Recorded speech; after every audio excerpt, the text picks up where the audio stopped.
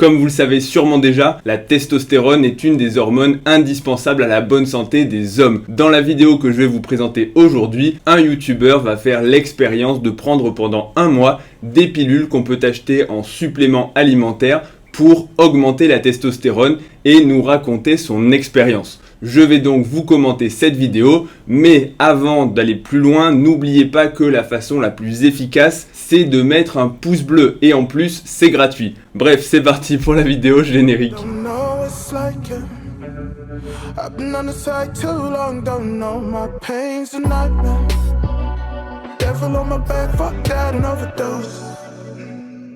If you can increase your testosterone, you can increase your energy, speed up physical recovery, and essentially become superhuman. That's what I read on the internet. Ok, déjà besoin de faire un petit commentaire. Effectivement, la testostérone, c'est l'une des hormones principales chez les hommes, un des androgènes sexuels qui va permettre la virilisation et tous les caractères qui vont faire que l'on ressemble entre guillemets à un homme, je ne sais pas si on peut le dire sur internet, mais vous aurez compris l'idée, avec les caractères sexuels primaires et secondaires.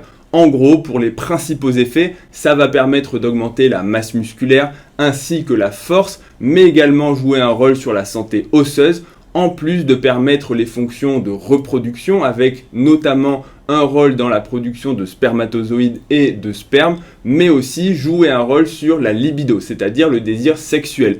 Et en plus de ça, ça a également une action au niveau du comportement avec, on va dire, une stabilité de l'humeur et une augmentation de la confiance en soi. Donc, véritablement, c'est une hormone indispensable. Il est très important d'avoir un taux de testostérone qui va être considéré comme normal, c'est-à-dire ni trop haut, puisque ça peut avoir des problèmes, ni trop bas, puisque la carence en testostérone va vous exposer à des problèmes de santé. Par contre, ce qui est faux, c'est que d'avoir une testostérone qui va être élevée, va vous transformer en super humain. Je vois ce qu'il veut dire puisque effectivement dans le dopage, quand on administre de la testostérone, on va avoir des personnes qui vont développer un physique impressionnant avec une masse musculaire exacerbée. Et l'autre chose que je tiens à signaler, c'est que d'avoir une testostérone trop élevée, ça va s'accompagner de problèmes de santé quand véritablement elle est trop haute. Mais ok, je vais lui accorder, on va dire, là, le bénéfice du doute, puisque pour un sportif, une testostérone supérieure à la normale, ou en tout cas plus élevée, va effectivement permettre d'avoir de meilleures performances à la salle de sport, une meilleure récupération et en gros de s'améliorer physiquement. These two testosterone supplements, I had to give them the try. Why? Because I tend to feel tired all the time, I'm not motivated, and I really feel like I need to get things done. Là, on rentre directement dans le vif du sujet. Il nous explique qu'il a probablement une testostérone qui n'est pas optimale puisqu'il se sent fatigué dans sa vie quotidienne et il a du mal à trouver de la motivation pour accomplir ses projets. Donc forcément, vous l'avez compris, il a un déficit en testostérone. Ok, pour ceux qui l'auraient pas compris, je rigole, ce sont des symptômes qui sont le plus aspécifiques qu'on puisse trouver de la fatigue. Ça peut se voir dans n'importe quelle maladie et même simplement de façon normale. Si avant de penser aux maladies, vous n'avez pas une bonne hygiène de sommeil, que vous vous couchez à pas d'heure, que vous faites n'importe quoi, que vous mangez n'importe comment, que vous consommez de l'alcool, que vous regardez la télé avant de vous endormir. Bref, la fatigue, c'est vraiment le symptôme le moins spécifique en médecine. Donc avant de relier juste de la fatigue et le fait qu'il manque un peu de motivation pour ses projets sur sa chaîne YouTube à un manque de testostérone, je pense que voilà, il y a un fossé qui est énorme. Mais bon, c'est un YouTuber et donc il va nous faire une expérience puisqu'il a entendu parler de 2 suppléments qui permettent d'augmenter la testostérone. Bref, c'est parti, on va voir ce que ça donne. For the next 30 days, I'm going to take Tonkat Ali and Fedoja Gurestis. I took the recommended dosage for each one, and he highly recommends doing one test at a time, but I just did both together. I do not recommend that you try this, but if you plan to, there are links for momentous supplements down below. Là, je vais pas vous mentir, il faut le féliciter puisqu'il va faire les choses correctement en prenant le dosage recommandé pour chacun des suppléments, le Tonkat Ali et le Fedoja Agrestis. Ok, je rigole, il a fait n'importe quoi puisque il dit ok, normalement le médecin a recommandé de n'en prendre qu'un seul des 2 à la fois, mais bon, comme je voulais faire une expérimentation et que je voulais être sûr que ça marche, j'ai pris bien sûr les 2 à la fois. Ben oui, c'est logique, tu as 2 médicaments qui vont agir sur la même chose, donc la meilleure chose à faire c'est de les combiner. Comme ça, si tu as des effets indésirables, tu vas les amplifier. Si tu as des effets bénéfiques, tu ne sauras pas lequel des deux a marché. Et puis, potentiellement, tu peux t'exposer à des problèmes de santé, de surdosage ou de n'importe quoi. Mais il a quand même mis une petite mise en garde. Ceci n'est pas un conseil médical. Demandez à votre médecin avant de le faire. Bref, donc ne faites pas comme lui. Un supplément, on démarre toujours avec une petite dose. Et surtout, on ne les prend pas tous d'un coup, quel que soit le supplément. Et encore plus quand ce sont des suppléments hormonaux qui dérivent des plantes, et vous allez le voir après dans la vidéo, qui sont un petit peu douteux en termes de sécurité. Allez, on continue et on va voir ce qui va lui arriver. So I wanted to make sure that I got my blood work done and a DEXA scan to measure my body composition. The things that were most important to me was my testosterone, which was 601 nanograms per deciliter. My free testosterone was 9 nanograms per deciliter. Là, on peut dire qu'il fait les choses relativement bien, puisqu'il va commencer par une analyse au J0 pour mesurer son taux de testostérone. Et on peut voir sur sa prise de sang qu'il y a 3 paramètres qui vont être importants. Le premier, c'est la testostérone totale. La deuxième, c'est la testostérone libre, qui va être véritablement celle qui n'est pas liée à des protéines, et notamment la SHBG, la Sex Hormone Binding Globulin. En gros, c'est une protéine qui va se lier à la testostérone pour réguler son taux et éviter que celui-ci ne fluctue de façon trop importante. Donc véritablement, c'est la testostérone libre qui va nous intéresser, puisque c'est elle qui va avoir les effets sur les différents tissus. Et jusque-là, son taux de testostérone est totalement normal, donc il n'y a pas de quoi s'inquiéter. Et manifestement, sa fatigue n'était pas liée à une carence en testostérone. Supposedly, Fedoja agrestis can lead to an increase in size on your grapes, but not your banana. This is the how-to guide. How big do you think they are?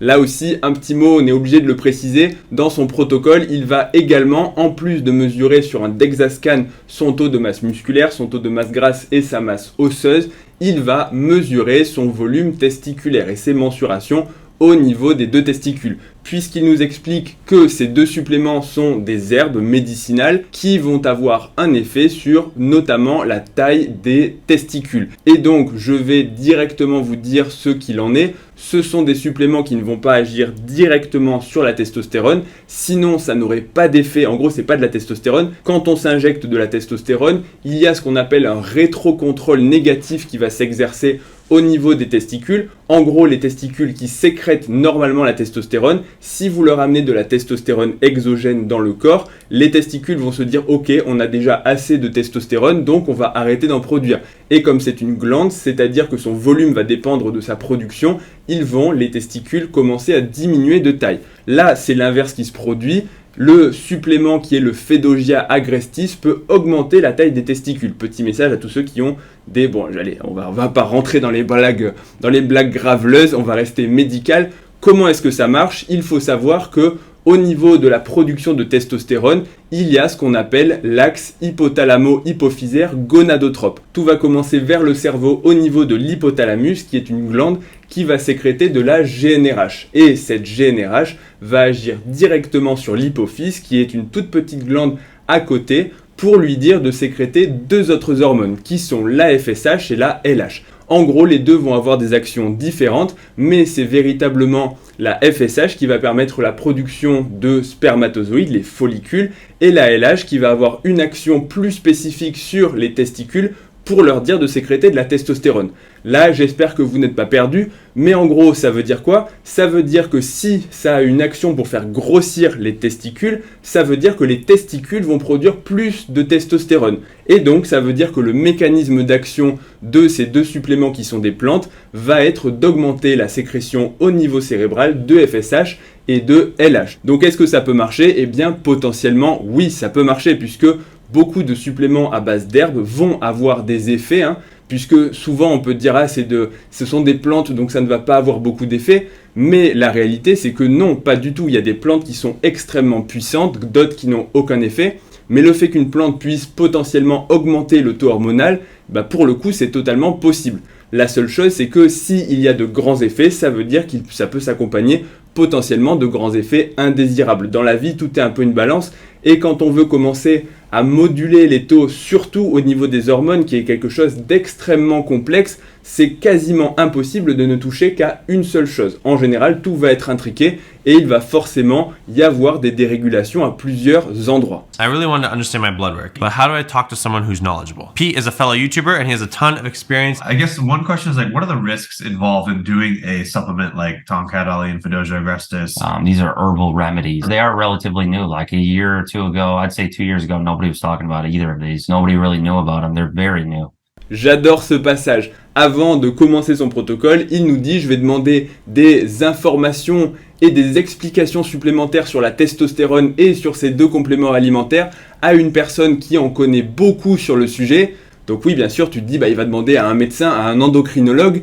Et la réponse, c'est non. Il demande bien sûr à un autre youtubeur. Qui lui répond quoi? Alors j'ai rien contre ce youtubeur, mais il lui dit « Bon, tu sais, en fait, ces deux suppléments, le Tomcat Ali et le Fedoja agrestis, on ne sait pas vraiment quels sont les effets indésirables puisque ça fait pas très longtemps qu'on en parle, ça fait que 1 ou 2 ans. » En gros, il se base sur quoi? Il se base lui-même sur le buzz et la hype autour de ces suppléments. Ces suppléments, ils sont connus depuis bien plus longtemps. Quand on va sur PubMed, on peut voir, alors je suis d'accord, pour le Fedoja agrestis, il n'y a pas grand-chose, mais en tout cas, les premiers papiers datent depuis, en gros, le début des années 2000. Donc ça fait plus de 20 ans qu'on sait que ces deux molécules, que ces deux plantes peuvent avoir des effets. Et pourquoi il n'y a pas beaucoup d'études, et en 20 ans, il y a eu en gros qu'une dizaine d'études sur le Fedoja agrestis? Tout simplement parce que probablement que ce n'est pas une plante qui va être dénuée de risques. Et comme ils le disent, il peut y avoir des risques et des effets secondaires de cette plante, notamment une toxicité au niveau hépatique et une toxicité au niveau testiculaire si vous en prenez trop, si vous surdosez. Ça veut dire que ce sont des suppléments qui certes peuvent augmenter votre testostérone, mais à un prix qui peut être vraiment grave pour votre santé. Donc c'est pour ça en fait qu'il n'y a pas eu plus de recherche, parce que dites-vous bien que si c'était une plante connue depuis 20 ans qui augmenter véritablement la testostérone sans avoir d'effets indésirables et de façon safe, il y aurait beaucoup plus de recherches dessus et ce serait en vente dans toutes les pharmacies et dans tous les magasins de compléments alimentaires. Mais ce n'est pas le cas et pour une raison, c'est que les différentes études qu'on peut trouver montrent qu'il y a une toxicité pour certaines personnes, même sans forcément surdoser, puisque vous allez toucher aux hormones, la FSH et la LH, vous allez toucher à votre axe gonadotrope, et ça peut avoir des conséquences. So they're both kind of like herbal supplements. Obviously, any supplement is not really well regulated by the FDA, so you need to be careful where you're getting it from. But if it's an herb, it must be safe, right? I don't know. Don't listen to people on the internet. Je sais pas s'il blague, si c'est ironique ou quoi que ce soit, mais non, c'est pas parce que c'est des plantes que c'est forcément sans danger. Toute molécule qui va avoir un effet sur le corps peut également avoir des effets indésirables. Et le fait de dire c'est naturel, c'est dans la nature est bonne avec l'être humain, la réponse c'est non. Bien sûr, beaucoup de produits naturels sont meilleurs que les produits transformés et créés par l'homme, mais en général, l'homme, qu'est-ce qu'il fait? Il extrait depuis la nature les molécules qui sont les plus efficaces pour vraiment les concentrer et améliorer ou optimiser les effets. Le fait de dire c'est naturel donc c'est bon, c'est une connerie sans nom. Prenez les champignons, c'est le meilleur exemple. Si vous allez manger une amanite phalloïde ou je sais pas quoi, vous allez avoir le foie qui va être totalement KO. Et pourtant, mais c'était un petit champignon, c'est naturel. Donc non, les plantes, il y en a qui peuvent être extrêmement toxiques, voire même mortelles pour l'homme. Donc non, naturel ne veut pas dire que c'est bon pour la santé. C'est pas parce que ces deux compléments de plantes, ils sont vendus ou réputés sur internet et qu'ils sont naturels et qu'ils sont utilisés par la médecine chinoise, africaine, je sais pas laquelle, depuis des milliers d'années, que c'est forcément quelque chose de bon pour la santé. Ça, il faut vraiment se le mettre dans le crâne. Alright, I just got my updated 30-day testosterone. You can see there's a flat line because that's normal. That's like kind of what I'm at. And then bam, 30 days later, skyrockets. That is a 39.5% increase from the first day. My DEXA scans, 5-pound increase in lean mass. On arrive à la fin, le moment tant attendu, celui des résultats. Roulement de tambour, oui, ça a marché, ça a bien augmenté son taux de testostérone. Donc ça veut dire quoi? Ça veut dire que pour lui, ces deux suppléments ont permis d'augmenter la testostérone, à la fois la testostérone totale et surtout celle qui nous intéresse, la testostérone libre. Donc effectivement, il y a probablement un effet de ces suppléments. Et c'est logique, si ces deux suppléments vont mimer l'effet des hormones FSH et LH, ou alors favoriser leur sécrétion par le corps au niveau cérébral, et donc forcément la testostérone en réponse va augmenter. Si on vous injecte de la FSH et de la LH, bah oui, vos testicules vont répondre et vont sécréter plus de testostérone. Mais au final, est-ce que ça vaut le coup de prendre un risque sur des suppléments qui ont montré qu'ils ont une toxicité, même qui n'est pas systématique bien sûr, mais même une chance sur 10 ou même une chance sur 100 de flinguer son axe gonadotrope? Je pense que c'est beaucoup trop, en plus d'autres problèmes de santé. À la limite, et c'est pas du tout un conseil médical, mais j'ai envie de dire, si vous prenez des plantes qui proviennent d'on ne sait pas où, qui ont potentiellement des effets indésirables et dans lesquels il n'y a quasiment pas eu d'études, et le Fedogia agrestis, il n'y a eu aucune étude faite sur l'homme. Ça veut dire que virtuellement, on ne sait pas ce qu'on prend et on ne sait pas quels vont être les effets indésirables, puisque les effets indésirables rapportés ont été chez l'animal et notamment le rat. Et en général, quand quelque chose est toxique chez le rat, c'est que l'homme ne va pas aimer non plus. Alors pas forcément, mais en tout cas, si le rat il est déjà malade avec le médicament, c'est qu'en général, ce médicament est poison ou en tout cas quelque chose de dangereux. Donc à la limite, et ceci n'est vraiment pas un conseil médical, plutôt que de prendre ce genre de plante, il vaudrait mieux prendre directement de la testostérone qui au moins a été étudiée et qui peut être suivie par éventuellement un médecin. Donc voilà, je pense qu'en termes de risque, on est quasiment similaires. Donc ce type d'expérience, et oui, je vous en ai pas parlé, mais en termes de résultats sportifs, bien sûr qu'il a pris de la masse. There's something about this. It's making me feel different. I feel stronger. I was pushing farther than I ever was. I was gaining strength very fast. Even my trainer was like, whoa, what's going on? Maybe that was all placebo, but it was just fascinating to see such a drastic change. Mais comme il le dit en tout petit, bon, c'est peut-être aussi parce que pendant un mois, j'ai mangé mieux, j'ai dormi mieux et je me suis entraîné régulièrement. Donc au final, pour avoir des performances à la salle, ne misez pas tout sur votre taux de testostérone qui pour 90% des gens, voire même 95% qui regardent la vidéo, va être normal. Donc misez plutôt sur une bonne hygiène de vie, un bon entraînement et une bonne alimentation. Et vous allez voir que les progrès vont venir. Quant à la motivation pour ces projets, en général, ça provient surtout du mental, plus que de la testostérone. Je connais plein de personnes qui sont sous testostérone et qui ne font pas de grandes choses de leur vie. Donc voilà pour cette expérience de youtubeur à ne surtout pas reproduire chez soi, parce que le problème de sa vidéo, alors oui, il ne lui est rien arrivé, oui, il a augmenté sa testostérone, super, mais le problème c'est que toutes les personnes qui vont regarder sa vidéo vont se dire « Ah bah attends, je vais prendre ces 2 suppléments miracles ». La réponse c'est non, ne le faites pas, parce que il peut, enfin faites-le si vous voulez, moi je m'en fiche, mais en tout cas, il peut y avoir des effets indésirables et ce ne sera certainement pas quelque chose de miraculeux. Donc je pense que c'est quand même important de rappeler aussi qu'il peut y avoir des effets secondaires, indésirables, tout ce que vous voulez, et que ce n'est pas une solution miracle. Voilà pour la petite parenthèse. J'espère que la vidéo vous aura plu. Si c'est le cas, n'oubliez pas avant de partir, un pouce bleu, un abonnement à la chaîne pour ne rien rater des prochaines vidéos et des prochaines expériences tout aussi cons que celle-là. Voilà, désolé pour les gros mots dans cette vidéo. La monétisation ne va pas aimer. N'oublie pas aussi de me retrouver sur Instagram et sur TikTok, ledoc.pm. Et je vous dis à bientôt pour la prochaine vidéo. Salut!